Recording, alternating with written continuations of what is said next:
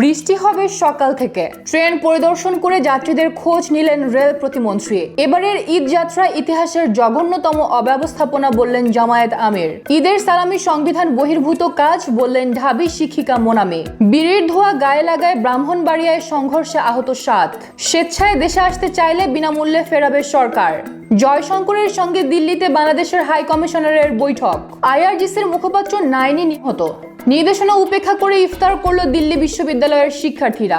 বৃষ্টি হবে সকাল থেকেই, সাথে হতে পারে কালবৈশাখী সহ বজ্রবৃষ্টি। ঈদের পরদিনও হতে পারে বৃষ্টি, এতে কমতে পারে তাপমাত্রা, এমন তথ্য জানিয়েছে আবহাওয়া অধিদপ্তর। এদিন ঢাকা ও আশেপাশের অঞ্চলে ভোরের দিকে দমকা অথবা ঝোড়ো হাওয়া সহ বৃষ্টি হতে পারে। বাতাসের গতিবেগ থাকতে পারে 40 থেকে 60 কিলোমিটারের মধ্যে। কিছুটা বিরতি দিয়ে দুপুরের দিকে গুড়ি গুড়ি বৃষ্টির সম্ভাবনা রয়েছে। পূর্বাভাসে বলা হয়েছে ময়মনসিংহ, চট্টগ্রাম ও সিলেট বিভাগের কিছু কিছু জায়গায় এবং রংপুর, রাজশাহী, ঢাকা, খুলনা ও বরিশাল বিভাগের 2-1 জায়গায় অস্থায়ীভাবে দমকা অথবা ঝোড়ো হাওয়া বয়ে যেতে পারে। এর সঙ্গে বিদ্যুৎ চমকানো সহ বৃষ্টি অথবা বজ্র সহ বৃষ্টি হতে পারে। এদিন সারা দেশে দিনের তাপমাত্রা সামান্য কমতে পারে আর রাতের তাপমাত্রা প্রায় অপরিবর্তিত থাকবে। ট্রেন পরিদর্শন করে যাত্রীদের খোঁজ নিলেন রেল প্রতিমন্ত্রী হাবিবুর রশিদ। কমলাপুর স্টেশন থেকে কক্সবাজার এক্সপ্রেসে চট্টগ্রাম যান প্রতিমন্ত্রী। এ সময় তিনি যাত্রীদের সঙ্গে মতবিনিময় করেন এবং প্রধানমন্ত্রীর ঈদ শুভেচ্ছা পৌঁছে দেন। তিনি জানান, বর্তমান সরকারের লক্ষ্য জনকল্যাণমুখী রেল সেবা নিশ্চিত করা। তিনি আগামীতে রেল পরিষেবার মান আরো বৃদ্ধির দৃঢ় প্রত্যয় ব্যক্ত করেন।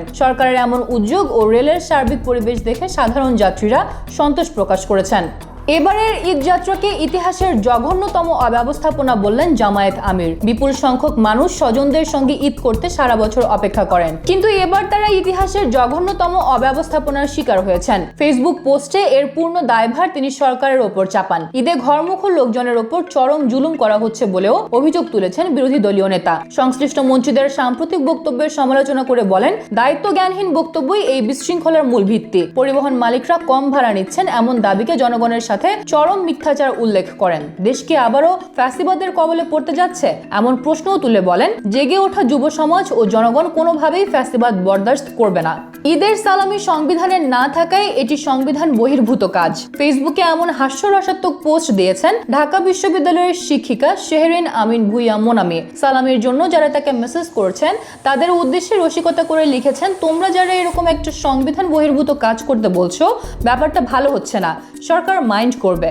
পৃথক একই রকম পোস্ট করেছেন আসিফ মাহমুদ। তিনিও লিখেছেন, ঈদ সালামির বিষয়ে সংবিধানে কিছু উল্লেখ নেই, অসাংবিধানিক কাজ হইতে বিরত থাকুন। তাদের এই হাস্যরসাত্মক পোস্টটি নেটিজেনদের মধ্যে কৌতূহল সৃষ্টি করেছে। গায়ে বিড়ির ধোঁয়া দেয়ায় ব্রাহ্মণবাড়িয়ায় দুই পক্ষের সংঘর্ষে অন্তত 7 জন আহত হয়েছেন। ঘটনাটি ঘটেছে ব্রাহ্মণবাড়িয়ার বিজয়নগরে। জানা গেছে, স্থানীয় রামপুর বাজারে রোজাদার সাবিদ মিয়ার সামনে আলাল মিয়া বিড়ি পান করছিলেন। এ সময় বিড়ির ধোঁয়া সাবিদ মিয়ার মুখে লাগলে উভয়ের মধ্যে কথা কাটাকাটি ও উত্তেজনা সৃষ্টি হয়। এই ঘটনার জের ধরে ইফতারের আগ মুহূর্তে দুই পক্ষ দেশীয় অস্ত্র নিয়ে সংঘর্ষে জড়িয়ে পড়ে। এতে দুই পক্ষের অন্তত 7 জন আহত হন। বিজয়নগর থানার ভারপ্রাপ্ত কর্মকর্তা জানান, খবর পেয়ে পুলিশ দ্রুত ঘটনাস্থলে পৌঁছে পরিস্থিতি নিয়ন্ত্রণে আনে।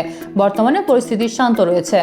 স্বেচ্ছায় দেশে আসতে চাইলে বিনামূল্যে ফেরাবে সরকার। প্রবাসীদের সুরক্ষায় সরকারের সর্বোচ্চ অগ্রাধিকার, এমন কথা জানালেন পররাষ্ট্র প্রতিমন্ত্রী শামা ওবায়েদ। চলমান যুদ্ধ পরিস্থিতিতে মধ্যপ্রাচ্যের বিভিন্ন দেশ থেকে ফিরতে ইচ্ছুকদের বিশেষ ফ্লাইটে ফিরিয়ে আনা হবে জানান প্রবাসী কল্যাণ মন্ত্রী। ইতোমধ্যেই বাহরাইন থেকে বিশেষ চার্টার্ড ফ্লাইটে দেশে ফিরেছেন 282 জন।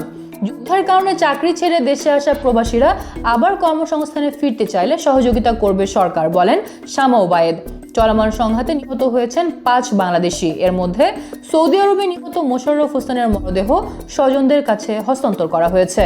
দিল্লিতে জয়শঙ্করের সঙ্গে বৈঠক করলেন বাংলাদেশের হাই কমিশনার রিয়াজ হামিদুল্লাহ। দ্বিপাক্ষিক সম্পর্ককে এগিয়ে নিয়ে যাওয়ার লক্ষ্যে এই বৈঠক বলে এক্স হ্যান্ডেলে জানিয়েছেন জয়শঙ্কর।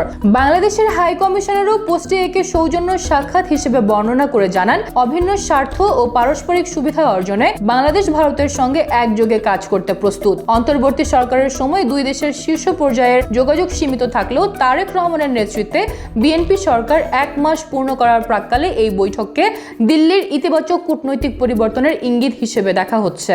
আইআরজিসির মুখপাত্র আলী মোহাম্মদ নাইনি নিহত হয়েছেন। শুক্রবার সকালে ইসরায়েলি হামলায় নাইনি নিহত হন বলে জানিয়েছে আইআরজিসি। তিনি রেভলিউশনারি গার্ডের উপজনসংযোগ কর্মকর্তা হিসেবে দায়িত্ব পালন করে আসছিলেন। আইআরজিসির মুখপাত্র হওয়ার আগে তিনি বিভিন্ন উচ্চ পদে অধিষ্ঠিত ছিলেন। নির্দেশনা উপেক্ষা করে ইফতার করল দিল্লি বিশ্ববিদ্যালয়ের শিক্ষার্থীরা। সম্প্রতি আইন বিভাগে ডিন অঞ্জু ভালি টিকু ক্যাম্পাসের সব ধরনের সাংস্কৃতিক অনুষ্ঠান অনির্দিষ্টকালের জন্য নিষিদ্ধ করেন। এই নিষেধাজ্ঞার কারণে উমঙ্গ ভবনে দাওয়াতি ইফতার বাতিল হলেও আইন বিভাগের শিক্ষার্থীরা খোলা জায়গায় ইফতারের আয়োজন করে প্রতিবাদ জানান। ইফতারের ছবি সমাজ মাধ্যমে পোস্ট করে এক ছাত্র জানান, গান্ধী লবণ আইন ভঙ্গ করেছিলেন, আমরা নোটিশ ভঙ্গ করেছি। বড় কোনো পাবলিক ইভেন্ট আয়োজন না করলেও শিক্ষার্থীরা এই সীমিত আয়োজনের মাধ্যমে প্রশাসনের সিদ্ধান্তের বিরুদ্ধে তাদের অবস্থান পরিষ্কার করেছেন।